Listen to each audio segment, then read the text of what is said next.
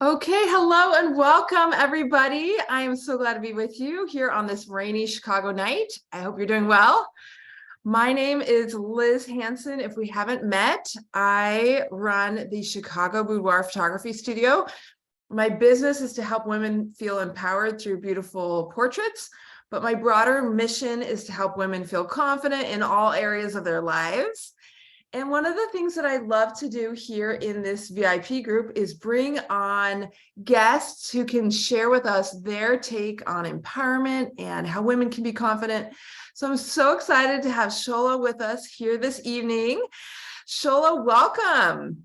Thank you very much. I'm so glad to be here. So if you'll just start us off and introduce yourself, tell us a little bit about what you do and who you help. Okay, I am Dr. Shola Ezeokoli. I am a physician and a life coach, and I help professional women and physicians build out new careers, new businesses, and new vocations outside of their regular 9 to 5, thus enabling them to live passionate, joyful lives. I love that. So now you're a physician and a life coach. Tell me a little bit about that. Do you still practice medicine? Yes, I do.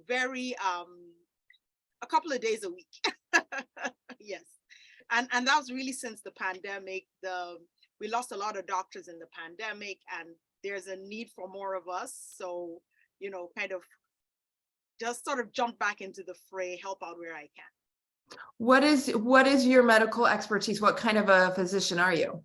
I'm an internal medicine physician. I trained at Cook County Hospital, but prior to that, I worked in London, UK, in the NHS, and I went to medical school in Nigeria. You are an international traveling queen. That is fantastic. So now on 3 continents. That's fantastic. So obviously you spent a lot of time in medical school and doing your medical training and working as a physician. Then how did you get into being a life coach as well? In 2004, and this is really specific, I met a life coach. Before 2004, I did not know anything about life coaching. Like, I didn't even know that was a thing. And I met this person, this amazing, wonderful human being who was a life coach. And I said, "What's a life coach?" And then boom, as soon as he said what a life coach was, I just knew that this was what I really wanted to be. And this was more all encompassing than treating patients in the context of science alone. Wow. So you kind of had this moment in 2004 where you realized, like, that's a thing that people do. They can be life coaches. I have worked with a couple of life coaches, and the work that you do is transformational. I love life coaching and the philosophy behind it. If you're listening and you've never heard of life coaching, or if you have questions about it, put in the comments. We'd love to hear from you if you're listening to us live. But Shola, if someone's not heard of life coaching, or like you had not heard of it back in 2004, give us a little summary about what life coaching is and how it's different from maybe like therapy. Okay, that's a really good question, because that is one of the things that they drill into your brain in coaching school, that coaching is not therapy. And in fact, if you are a therapist that does life coaching, you have to tell your life coaching clients that this is not therapy, and you have to make it clear. Therapy tends to work more with a patient with a diagnosis. And even though there are some therapists that are doing life coaching, there's nothing wrong with that. But life coaching, stripped down to its bare bones, you partner with someone to help them achieve their goals. So there's not as much of digging back into the past as into why this happened and how it's affecting you. It's more of, what do you want to do? Let me partner with you and help you remove any roadblocks to achieving whatever it is you want to achieve. I mean, when you say that, it just gets me excited, because who doesn't want a partner to help them achieve their goals, right? Exactly. Like, we could all use a little bit more of this, right? Why do you think in particular, I'm curious to hear your take. I feel like women in particular can benefit from this. I think we've been socialized as women sometimes to play small or to hold back on our dreams. Girl. Right? So tell me, why do you think it is that that life coaching in particular can be helpful for women? Because we achieve better in community. And even if that community is just one person that you can bounce things off of, and that person, if they're a qualified life coach, can actually help you bring some mindset shifts and perspective shifts, as well as strategy to help you take the next step forward and the next step forward, as well as hold you accountable to your dreams and goals. A lot of women sacrifice our dreams and goals on the altar of everybody else's needs. But if you're paying me and you tell me, hey, I'm Dr. Shola, I want to write a book, I am going to be, in your ear all day long, like, okay, have you written your first chapter? Have you written your second chapter? Sometimes we bury our dreams somewhere and they just die simply because we don't have somebody to hold us accountable, motivate us, support us, encourage us, and give us the right mindset and strategy to achieve. Absolutely. I mean, I love how you say that just you and a coach can create the community that you need. You don't have to have 1,000 people in your community to achieve your goals. Just you and a coach can be the community you need. And that can be so powerful. I mean, I didn't even become a life coach until I hired a life coach. Oh, wow. Tell me more about that story.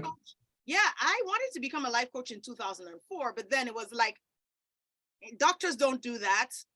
What are people going to say? What are your classmates going to say? That's nonsense. But fast forward to 2014. By this time, I'd already come to the US, become an attending physician, finished my training at Cook County, had 2 children, yada, yada, yada. And now I'm like, okay, I'd actually written a couple of books then, but everything was also scattered. Then I met a life coach, started coaching with her. And then I was like, okay, it's time.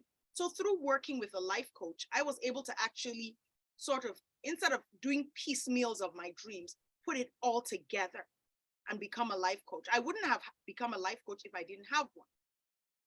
I mean, that is really that's an amazing, inspiring story. 11 years later. Right. And what was so do you think that the life coach, what do you think it was about working with her that helped you achieve your dream? I started to see myself in a different light.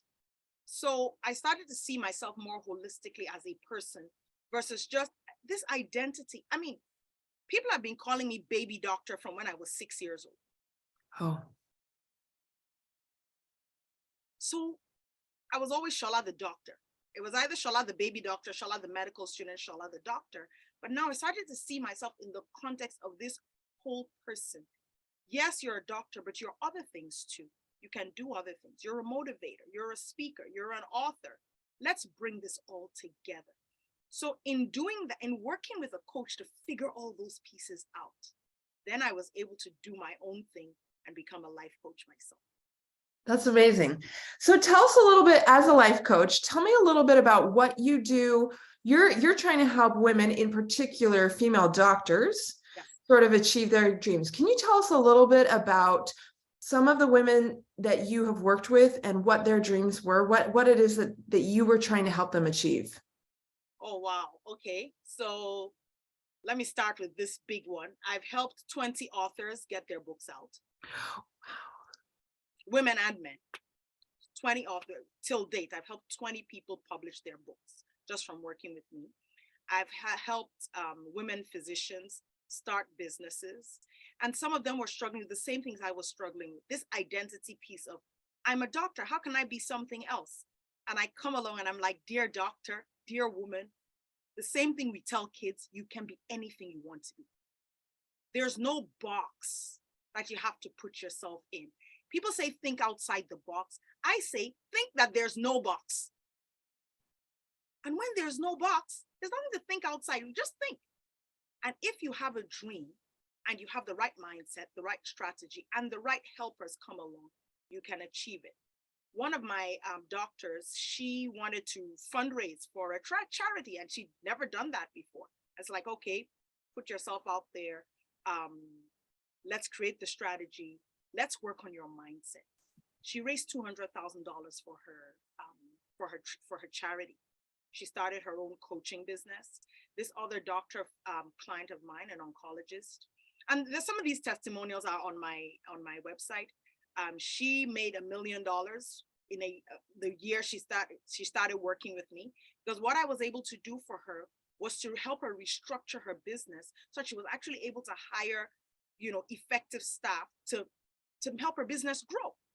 It was like, you can't do this on your own. Just, get more people, and also bring people. Sometimes I'm interrupting myself. Sometimes people know what to do, but working with a coach almost helps you create a comfort zone in which to be able to do it.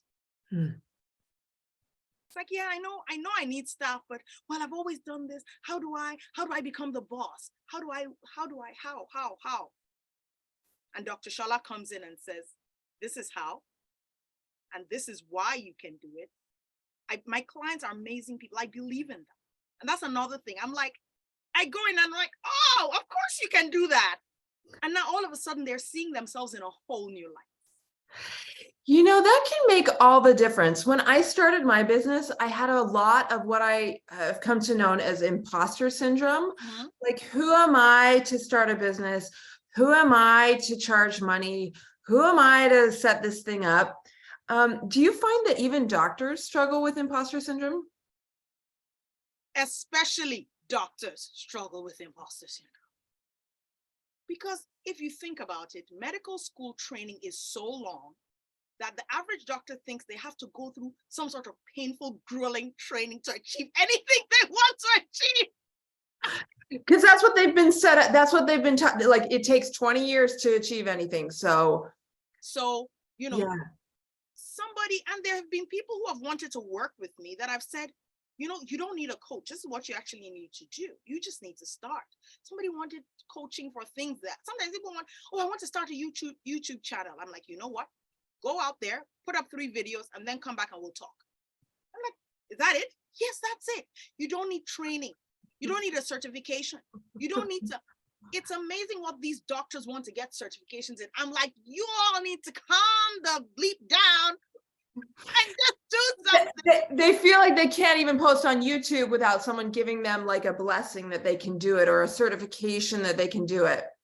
Exactly. Interesting. Yeah, and these are people who are the brightest of the brightest. I mean, it takes a lot to become a doctor. You have to learn so much. You have to be able to retain a lot of information. And I remind people, I said, listen, MD is like a PhD. It's a terminal degree. You don't need anything else after that. There was a gentleman who wanted to do an MBA. And it's like, okay, based on what you want to do, you don't need an MBA. But here's what, before you start to work with me, so MBA is going to cost you $40K, right? My coaching program at the time was like $5K. I'm like, okay, you know what? Before you start to work with me, let me make a deal with you. I'm going to give you 3 things. Go do these 3 things. And if you find them to be true, come back and we'll work together. We'll set up your business. This guy is now a venture capitalist, 6 months working with me, doing very well, raising his own funds and all that for what he thought he needed to go back to school to get an MBA for. Yeah. But do you know what, Shola? I think this is really common. I can relate. So I'm not a doctor. I'm not the brightest of the bright, but I can totally relate to that feeling that, like, I wanted someone to tell me in a way that I was okay to do it, or that I was good enough to do it, or like, you want some kind of like validation. And I don't know if that's because of how I was socialized and raised, or if that's just, a common thing around humanity. But I can really relate to that idea of wanting a validation or a certification or something to tell me that I was ready or worthy to reach my dreams. Yes, absolutely. And I, as a coach, I teach people how to self-validate. So I don't just validate them, so they don't just keep coming back to me every time they want to breathe. I teach people how to self-validate through working on their identity. And I talk about creating a sovereign identity so that you actually start to see yourself differently. Because wherever you go, there you are. So I could be a coach following you around, but how about I teach you how to self-validate by raising the identity you embody. So whatever it is you want to do, you feel confident in saying, okay, I actually don't need permission to do this from anyone else. I don't need a certification. I don't need a blessing. I'll just put on my thinking cap and go ahead and take the first step. Yeah, I love the idea of a sovereign identity. Like, I'm the captain of my ship, right? I can go where I want to go. Yeah. Okay, so the title of our interview was Empowerment Without Judgment. Tell me a little bit about what you mean by that. So what I mean by empowerment without judgment is that a lot of times, in a bid to empower women, people get a little bit too prescriptive. As an empowered woman, this and this and this and this and this is what you should be. Actually, true empowerment is you deciding what it is you want to be and how you want to be that and going to be that without judging yourself, judging others, or taking on other people's judgment, or in a sense, projecting judgment onto others. You know how people sometimes they'll want to post something on social media and say, oh, people are going to be saying that. No, nobody's saying that. Maybe nobody even ever saw your post, but you're taking your self-judgment, projecting it onto others and whipping it back at yourself. I have done this 1,000 times, Shola. Oh yeah, I do it too. So say that one more time. You're taking your own self-judgment and projecting it onto other people and then whipping that back around and saying, oh, people are saying this. No, you're saying it about yourself and you're projecting it onto other people. Yeah. So how about we let go of the judgment on our journey to empowerment? I mean, it sounds cool, but how do we do that? How do we do that? How do we do that? How do we do that? How? I always tell people, everything you want in life is a series of hows. How do I? How do I? How do I? How do I? I think the first thing as women we have to do is to disbelieve disempowering narratives about our gender. How many times have we heard women are emotional and men are logical? I was like, what a daft statement. This is one of the most stupid things I've ever heard. I'm sorry, like it's just like, no, that doesn't make sense. Of course, everybody has emotions, and of course, everybody has logic. Like what? That's our brain. That's where logic comes from. And everybody has so a lot of times, even women, one of my one of my friends calls it the misogynistic broth into which we've all been steeped. Everybody, men and women. Because you will find two people arguing, a man and a woman, and the man is telling the woman, stop being so emotional. I mean, you're getting angry and pounding your fist on the table. Isn't that an emotion, brother? Like, no, you're getting emotional too. Everybody's logical, everybody's emotional. And there's so many of these disempowering narratives, I call them, about our gender that we just buy into without questioning. My husband and I tell our kids this all the time: question everything, question everything, question everything. Like, okay, why, really?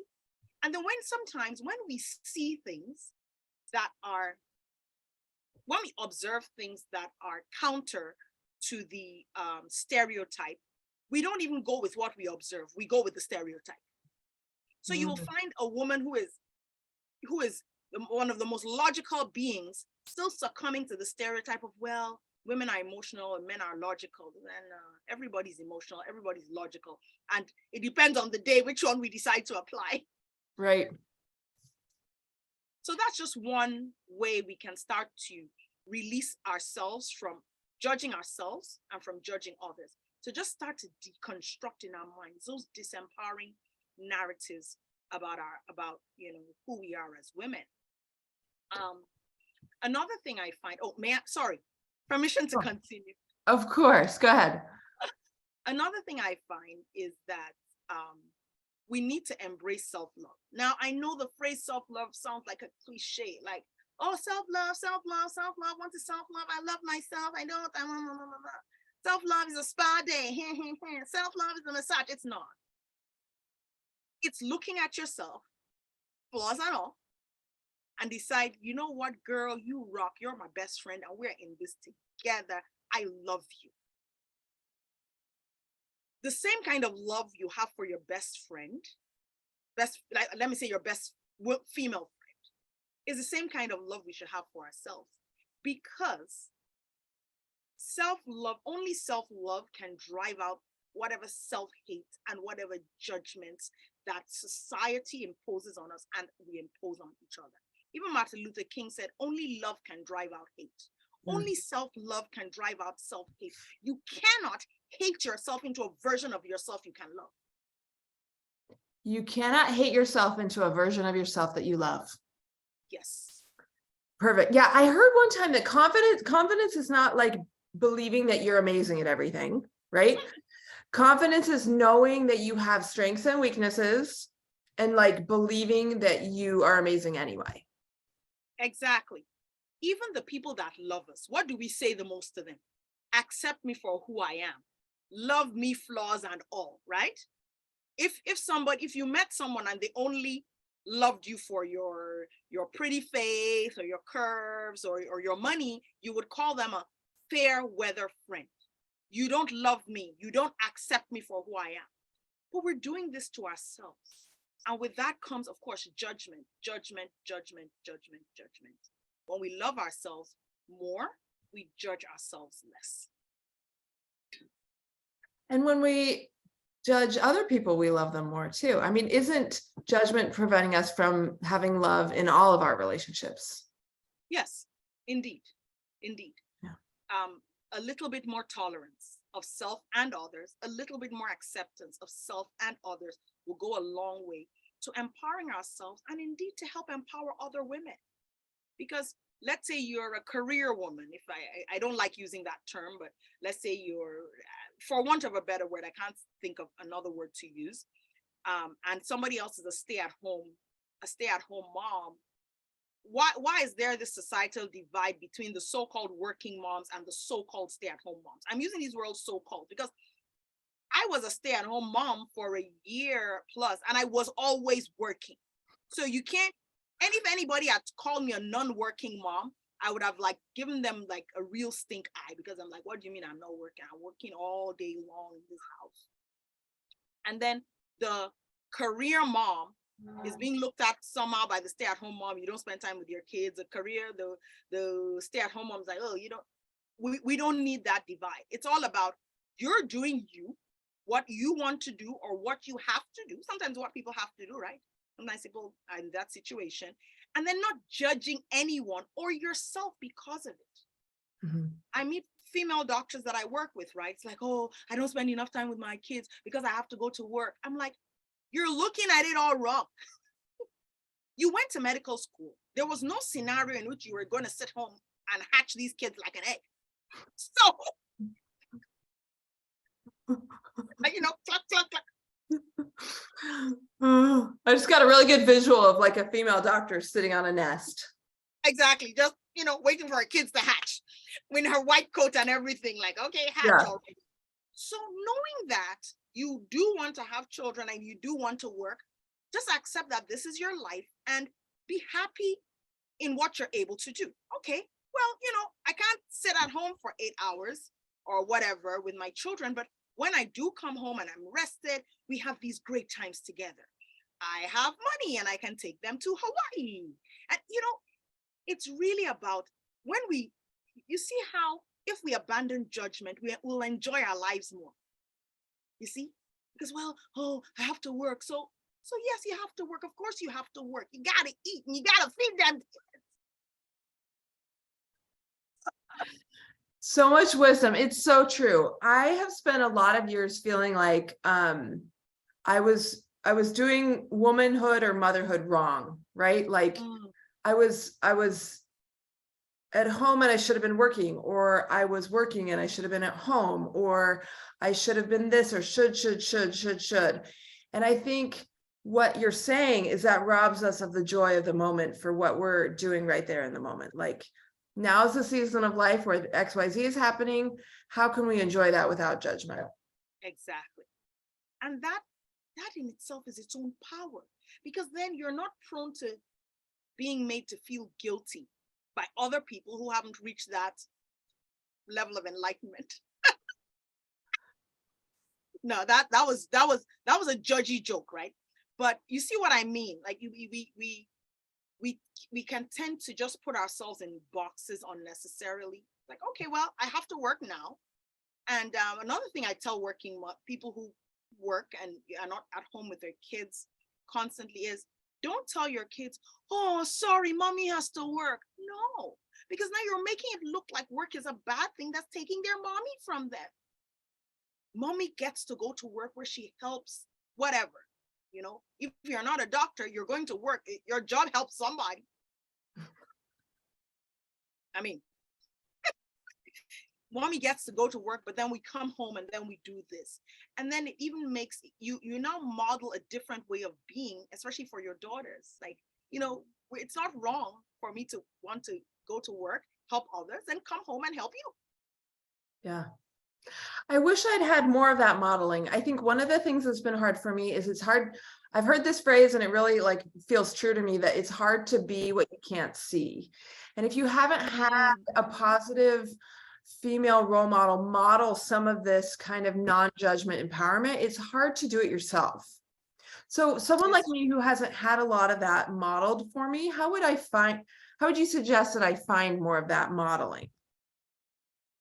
That's a good question. Because so first, okay, I'm going to say this first. First of all, learn to listen to your intuition and to trust yourself.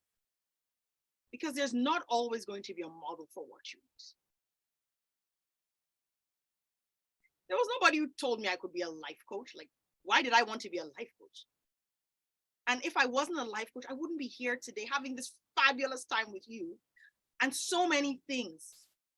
Learn to trust your intuition. Learn that something unconventional doesn't mean bad. A lot of women, because of the societal issues that we have very low levels of self-trust. So there's that tendency to want to ask people permission to do X, Y, and Z, and those people ain't got it together themselves. That is so true. Asking people for permission. This rings very true to me. You know, and it's one of the things I talked about in my book was embracing the sovereign identity. But when you realize the other identities that are disempowering, you can identify, oh, which of these have I been embodying? And okay, that's the one I want to be. I want to be a sovereign. I want to be able to say, it's like the Queen or the King of England. I like to use the Queen because she's a woman and we've had the Queen for so long. The Queen of England is not running around asking people how to be a queen. She's not trying to be the Queen of China. She's trying to be the Queen of England. It's like you are the captain of your own ship. It's your life. Live your life. Instead of trying to live someone else's life, copying someone. That's why when people call me a role model, I'm like, I'm not your role model. I am a crazy person. You do not want to be like me.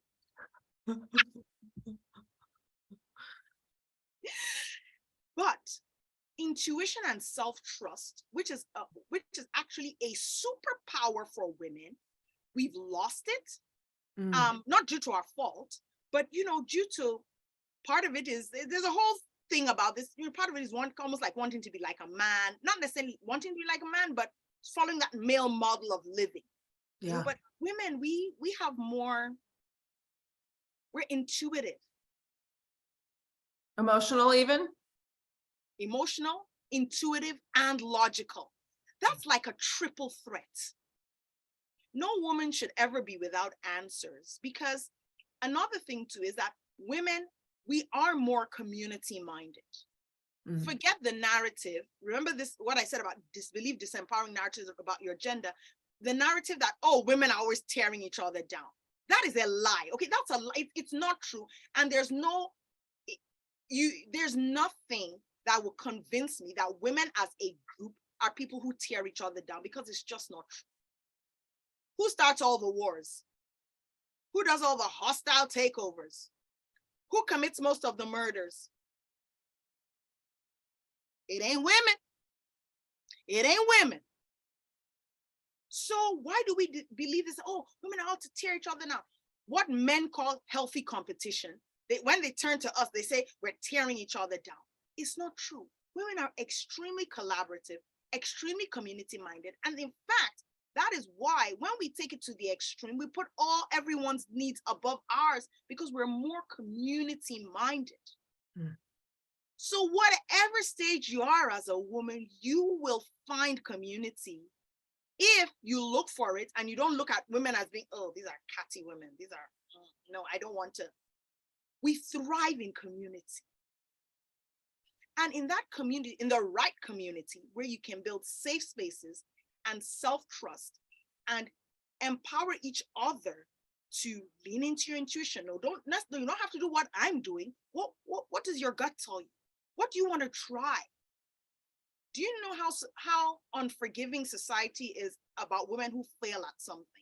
Whereas men, it's kind of like, oh yeah, get up, do it again. If you try something, let's say, okay, you do trust yourself and you try something, it doesn't work out. It's like, oh, I'm alive, right? I'll dust off my butt and get up and try something else. No big deal. But women, it's like, oh my goodness, you are the worst thing ever in the whole wide world because you didn't send your child to preschool, which I didn't send my children to preschool anyway. And it was one of those unconventional, intuitive things. I was like, if I read to this child for 2 hours a day, we don't need preschool. And that was how, by the time they were in kindergarten, they knew the 2 times table, the 5 times table, their father's phone number, my phone number, their address, everything. Like, well, guess it worked. Guess we're good enough. Guess we're good enough. But Shola, everybody then was saying, why aren't you sending her to preschool? Why aren't you sending them to preschool? They're not going to be socialized. They're not going to be socialized. My children are very social, and not only with their own classmates, they relate with people of all ages. Yeah, it all comes back to what you're saying. There's not one right road for every woman and every child. The fact that you didn't send your kids to preschool, I think we need to open up our minds to the idea of letting women raise their kids and do things that work for them. Exactly. And not prescribing so heavily what's right and wrong and acceptable. Exactly. Now, you mentioned your book. I'd love to hear, I know you're a published author. Yes. Tell us a little bit about becoming an author and what you've written and your newest book. Okay, so my newest book, which I published around the time of my 45th birthday last year, is called Free to Be, The Empowered Woman's Handbook. Again, that following these themes of empowering without judgment, being yourself, living your best life on your own terms, whatever terms those may be. This book, I'm going to say it's 50,000 words. This is like my biggest work to date. And after I wrote chapter 1, I was like, oh my goodness, I didn't realize I had so much to say on identity. And I was like, okay, well, I now have to up the ante. But I have been, like I said, this is my 7th book. 7th? Yes. Wow. Yes, my other books are out there on Amazon. The first one was faith-based, then poetry, then a children's book. You see, that was the time where I was kind of all over the map before I hired a life coach and learned about how to just, having a more business-like approach to these things. So I kind of, slowed down a little bit. Then my husband and I wrote a couple of marriage books, and then I wrote a book for doctors, and then this book is for women. This book, I'm so proud of it. I'm like, look, if nobody reads it, I will read it because I read it from time to time. I'm like, oh yeah, go. What did you say about this? And it's really following that theme of empowerment without judgment. Mm-hmm. It goes from identity in chapter 1 all the way to relationships in chapter 11, and in chapter 12 I actually have some little words for women of different groups. I talk about mothers, I talk to mothers, women of color, single women, and I think wives. Yeah, 4 groups of people. Just have some little blurbs for those specific groups of people at the end of the book. What other question? What did you ask me? And I've wandered off at a tangent. No, you're doing great.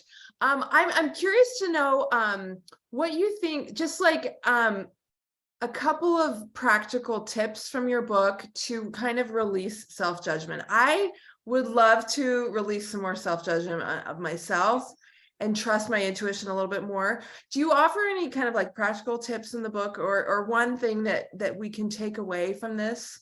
interview that maybe we can start to implement or think about? Okay, so guess what I'm going to do? I'm going to read straight from the book. Please, I would love you to read straight from the book. So first of all, make a list of things that make you a great person and write out examples. That alone. Because sometimes, we feel what we feel, but it's hard to argue with evidence. It's hard. It's like, what makes me a great person? I built $100,000 business. Oh, how many people can do that? Not a lot. I raised 7 children. Oh, and they all have good jobs. Oh, I did that. I'm a single mother and I ain't killed them yet. I mean, some of the things that we don't think about that make us great are the things that make us great. I'm calm under pressure. Well, if you start there, I'm telling you, by the time you're done, you will be confronted with evidence of the fact that, yes, not only I'm not disempowered, I am empowered, and I can continue to grow with this.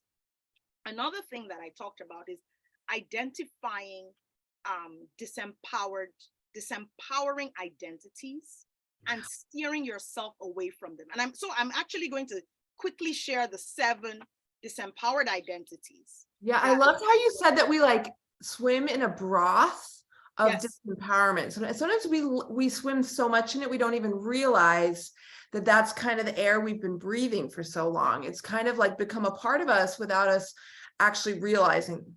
Yes, things we didn't accept or we didn't want because we learned them. Maybe we learned them from our mothers. Like, for example, one of the disempowered identities I talk about is the savior. You take your self-worth from rescuing people. So you spend your life just rescuing people, whether they want to be rescued or not, whether they're your business or not, whether they ask for it or not. How much of that energy that you spend rescuing either the unrescuables or the not wanting to be rescued can you use to empower yourself to think differently? Like, okay, I can help some people and not everybody. And you know what? I'm going to pick and choose my battles, the people I help, and leave some people for others to help too. It's like the story of the man who sees an old lady like standing on the side of the street. It's like, I'm going to help you across the street. And she's like, no, I don't need help across the street. And he's like, no, I'm going to help you across the street. Picks her up and like carries her across the street. And he puts her down on the other side. And she goes, well, great. Now I'm going to miss the bus I was waiting for. It's like the idea of like trying to help people who didn't want your help just because it's going to make you feel better. Exactly. It'll make you feel much better if you learn how to empower yourself in a way that is judgment-free. Sovereign. A sovereign has a domain. You don't try to do things that are not in your control. A sovereign has a tight circle. Everybody doesn't deserve access to you. Oh, because we're taught as women, right, to say yes to things, to be compliant. And if you worked in the corporate world, the more yeses you say, the more promotions you get. But then at some point, where does it all end? Tight circle, limited access. Everyone doesn't have to have access to you. And especially important in the age of the internet and social media, right? Like, because really anyone in the whole world can come on your Instagram and write something nasty or send you an email through your website form or whatever. Like, literally the whole world can get to you if they want to. Yes. And that's not healthy. It's not healthy, but you're the one that has to draw the line. You can't just walk off the street. So let's say we're not even using the Queen. Let's use a CEO of a big corporation. You can't just walk off the street and go into Bill Gates' office. No. You can't. So why is it okay for anybody to be able to have any opinion about you, and then you take on the opinion, or anyone to be able to have access to you? Like, there's some people are always inboxing me with stuff like, well, I'm a coach and that. Some of them I just ignore. I'm like, okay, who are you? I don't like, you're not my client, you're not my family, you're not my friend, you're just somebody. You can't do that. If you're really embracing a sovereign identity. You have to trust yourself, but also have a circle of trust. people who have proven themselves that they have your best interest at heart and have proven themselves where their advice has worked. Like, for example, someone may love you and like you, but every time they tell it out, they say, oh, have you tried that? And you tried and it doesn't work. And they've done that 10 times. They're like, maybe you're just okay for a drinking companion, not an advisor. Sure. Okay, you said there were like 7 disempowered identities. The Okay, first you want was me to- savior. Okay, come back to Okay. that one. I should come back to that one. Okay, happily. Well, I don't feel like we got through all of them. Yes, I'm just going to read them off. And if Yes. you want to pick on any one of them to talk about, that's fine. Number 1 is the superwoman. Number 2 is the savior. Number 3 is the employee. Number 4, the martyr. Number 5, the fixer. Number 6, the victim. And last but not the least, the pleaser. I think we can all relate to some of those. Yeah, really. And sometimes we're one in some contexts and not others. For example, there was this group of people that I was like their yes man for a long time. Whereas with other people, I had firm boundaries, but with these particular individuals, it was like, shall I jump? And it was how high, until, of course, they started taking advantage and taking advantage and taking advantage and taking advantage. And then one day I was like, well, you have to ask. And what happened then? They got mad. Say, well, you know, you have to ask, don't just tell. Or if I say, oh, I'm busy, I can't do that. It was like, oh, how dare. You know, eventually kind of broke away from them because, you know, I was beginning to evolve in my identity and they couldn't accept that they just simply had to ask, and I wasn't going to be available for all their round the clock requests. Yeah, absolutely. But you were the one that had to draw that line because they never were going to. Exactly. You know, because, you know, people who, when you say yes to all requests, people don't like you more. They just use you more. Ooh. But we do it to be liked, right? Empowerment without judgment also doesn't care about being liked or not being liked. If you're truly empowered from the inside, you don't care. Because if it's sort of imposing judgment on yourself to say, oh, I want to be liked, I want to be liked, I want to be liked. It's like, well, I don't really care whether I'm liked or not. I'm going to go out, do the right thing, be kind, be compassionate to all, including myself. Right? Because when we talk about be kind, be kind, be kind, we throw ourselves out of the equation as if we don't deserve kindness. I've heard the phrase like, don't say things to yourself that you wouldn't say to your friend, right? Like you would never say to your friend, like, you're so fat and lazy, or, you know, you would never use those kinds of words with your friend, but we use them to ourselves all the time. Exactly. It's not okay. It's not okay. It's not okay. And that releasing of judgment helps you not to do that, or at least to do it less and less and less and less. Because let's face it, if we've been doing something for 40 plus years, we're not going to change overnight. But practice makes progress. So maybe you beat yourself up one day and all of a sudden you realize, oh, this is the thing I shouldn't do. Okay, next time I won't do it. And then you keep practicing and practicing and practicing. And it actually creates new neural pathways in your brain. When you keep doing something over and over again, it's almost the same principle as when, you know what, somebody has like maybe a stroke and they have to like learn to use that arm again. They have to like recreate those neural pathways. Practicing new thoughts, new habits, new ways of being, it's the same thing because it's the same brain, right? It's the same thing. But how often we're like, oh, I heard a coach say do this and I tried it once and it didn't work. Oh man. Right. It takes repetition to create those new patterns. Exactly. Well, Shola, it has been really, really great to talk to you. A lot of new like thoughts and nuggets to think about. Tell us, where can we find your book and work with you and find out more about you if we want to dig deeper into some of these topics? Absolutely.